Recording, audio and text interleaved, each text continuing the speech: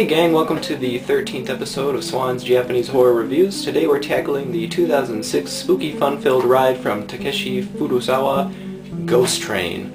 I guess before we start the review, I'm actually going to apologize for the amount of time it's taken to get this one up. As some of you know, I've moved to Japan for study abroad, and it's taken up a lot of my time. You can see I've made some videos here of that, but the J-horror reviews are still coming, more on the way as well, so thank you for your patience, and without further ado, let's dive into the review of Ghost Train. The story of Ghost Train revolves around two sisters, Nana and her little sister Noriko.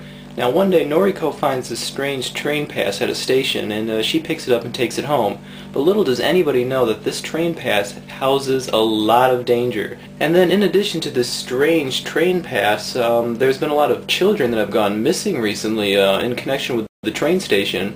So what is the connection between the train pass and the missing children? And what do you do when the owner of the train pass might be beyond the grave?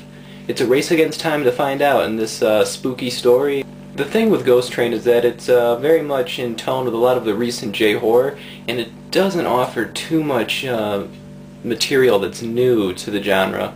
Although there are a few jumpy scenes here and there, and it actually made me jump in one of them, and the ending is a little bit unexpected. By and large, you're going to be feeling a lot of deja vu to other older and, well, better films. This one reminds me a lot of the Ju-on, The Grudge, and I even get a little bit of One Missed Call and Dark Water thrown in there, just because of the relationships between some of the characters and some of the, you know, the actual chills and spills, I suppose.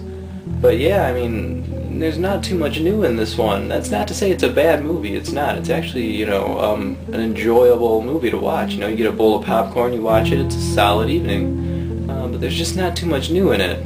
But, you know, I mean, the film has some other merits. I mean, the locations set on the trains and the train stations is very unique and very different from a lot of the other J-horror films that seem to take place in, you know, houses or other, you know, spooky locations.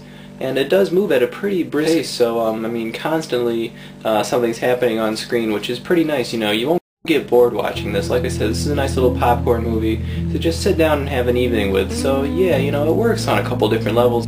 The acting isn't really anything to write home about either. You know, I mean, they're solid performances, but they're nothing like, you know, noteworthy. The DVD does come with an English dub, but the English dub takes some liberties with the script, and it kind of modernizes it with some slang and other such things.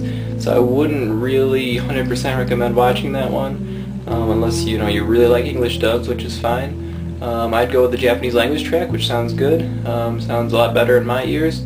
So yeah, you know, it's an alright performance. In addition to the English dub, the DVD also features a commentary with English voice actors. ADV, who released the DVD, did a pretty nice job with some extras.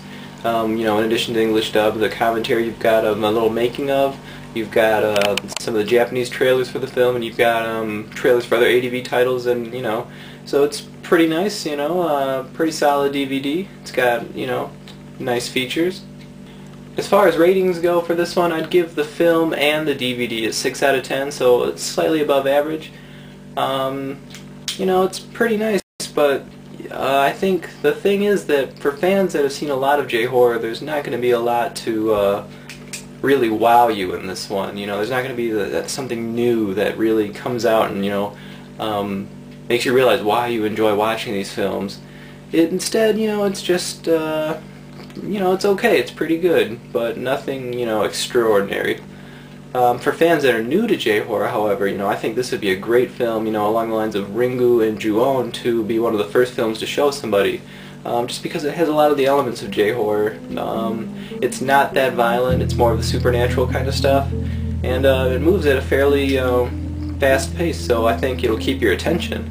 So yeah, Ghost Train, it's a solid movie. And I think, you know, there's something in there for everybody, but more so for the people that are getting, are just starting to get their feet wet with J-horror. So thank you for watching this episode of J-horror reviews, and as always, we'll see you next time.